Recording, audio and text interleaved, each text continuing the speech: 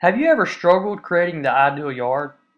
Today I want to talk to you about the different conditions that may leave you wondering what to do next. The ideal yard may seem impossible to create, but I will educate you on how to overcome bad conditions with a few simple steps. A lot of people say your yard reflects on who you are as a person. Hopefully after today you can show everyone in your neighborhood what kind of person you are.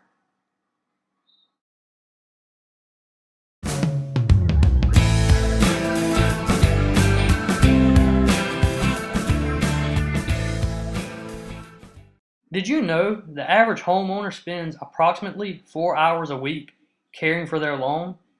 Depending on your location, that is around 150 hours to 208 hours per year and 5 to 8.5 days out of each year.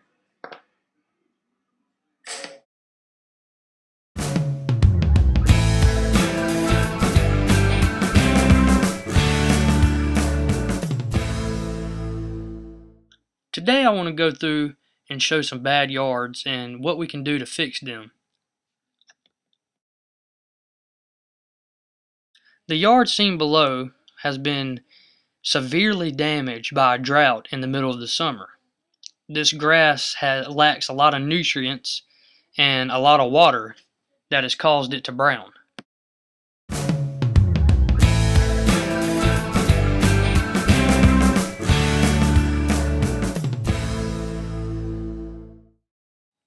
When dealing with a drought yard, you have to ask one simple question. Should you reseed or fertilize? The answer depends on the area that is damaged.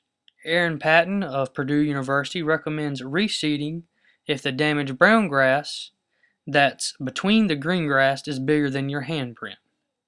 If the damaged area is small, fertilizing will help the yard recover. When buying fertilizer, it is important to make sure your fertilizer is higher in nitrogen because that is the key nutrient for plant growth. If you have to reseed your lawn, you will have to pick a seed that is good for your location, whether it be shady or sunny. The most important part of fixing a drought damaged yard is removing the dead grass so the seed will contact the soil. The next part will be watering. You want to water the lawn as best you can.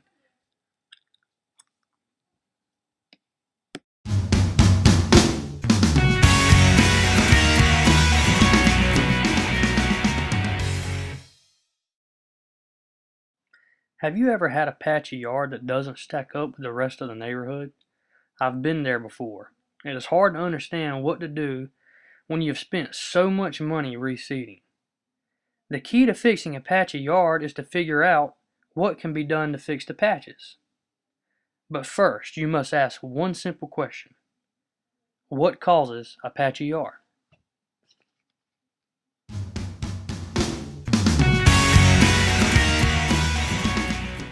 One of the causes of patchy yards is bug infestations such as cutworms seen in the picture below. These pests can attack roots below the surface or green growth above. They have heavy appetites. For this reason, it is very important to find out the damaged area early. One of the key identifiers are small irregular spots that grow day by day. Pets seem so sweet and innocent to most humans. While this may be the case, sometimes pets can be a major problem when it comes to a patchy yard. It is common for owners to let their animals out and use the yard as a feces and urine field. Today I want you to know how bad this affects your yard's appearance. Feces has a large amount of nitrogen that can burn the grass like over-fertilization. Weeds can cause patchy yards because they compete with the grass for vital nutrients. They choke the grass at the roots, which leads to death. Clover, dandelions, and crabgrass are a few weeds that can hinder the growth of your yard.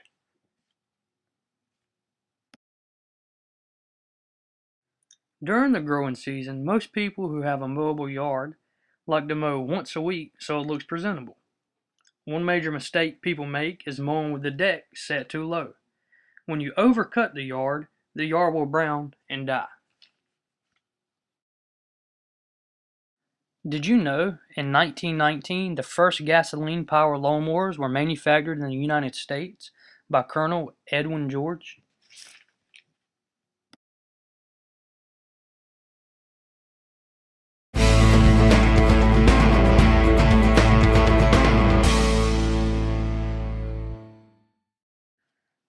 After reviewing the possible reasons for a patchy yard, we can now jump on the problem-solving train to search for some solutions. The main solution for animal waste patches is to eliminate the possibility of animals coming into your yard. Make sure you walk your dog in the woods or pick up the waste from the dog. Animal waste prevention signs are also a great way to stop neighbors from letting their animals come use your yard as a waste field.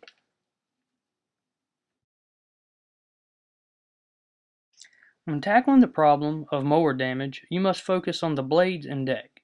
The blades must be sharpened at the beginning of the summer and throughout the summer so the cut will be clean. Each time you mow, you need to keep the deck raised so that you can cut above the upper third of each blade. When cutting below the upper third, you can create a dense blanket of dead grass called a thatch, which can cause disease to take over. Controlling pests on your lawn can seem like an impossible task. It is a simple fix if you're willing to put forth a little effort. First, you need to remove the dead grass from the yard with a rake. This shouldn't take too much time. The next step is aerating the lawn. This can be done by a push aerator like seen in the photo below, or it can be done by a pull-behind aerator. The aerator plugs holes into the yard for the new seed to go into. After aeration, you must reseed and water the lawn so new grass will continue to grow.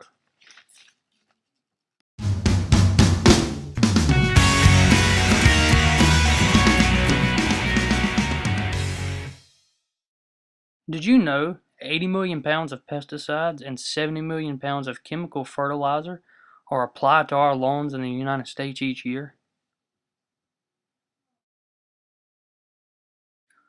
As seen in the picture, Bermuda grass in the winter doesn't look so good. It's not as green and lush as in the summertime. So it leaves a lot of people wondering what can they do to keep green grass in the winter.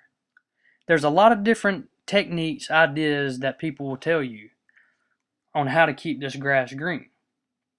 So I'm going to prepare you and show you how to answer the question of how to keep green grass all year. Bermuda grass is a great summer grass to plant because it tolerates soils of all types. It does great in the extreme heat and in very, very wet climates. The perfect time to plant Bermuda grass is in the early summer when the temperature is consistently above 80 degrees. The most important part of planting Bermuda grass is to water. You must water consistently, especially if your climate is a bit dry or in a drought.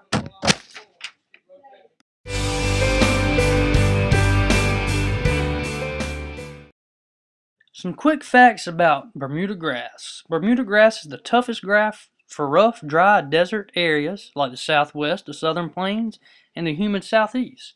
Bermuda grass is resistant to heat, uses low water, tolerates wide pH ranges, great for foot traffic, and grows well on hard soil surfaces. To make your grass greener in the winter, you want to plant a winter rye on top of the summer grass that's already been there. But before you do that, you need to complete a few simple steps. Step 1. Mow the yard less in the fall and winter. Mowing too often might add stress. Keep it shorter than in the summer months. Shorter grass will limit mold due to exposure of light. Step 2. Overseed the lawn with rye, which is a winter grass. This will keep the yard green during the cooler months. Step 3. Apply nutrients for winter to keep the lawn healthy. Step 4. Sprinkle nitrogen throughout the yard to help increase the green color.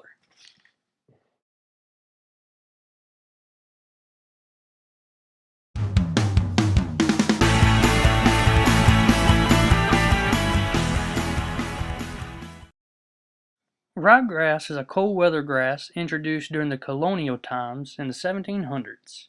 It is grown pretty much anywhere that has available soil moisture and cool temps. It is common for erosion control and cover crop.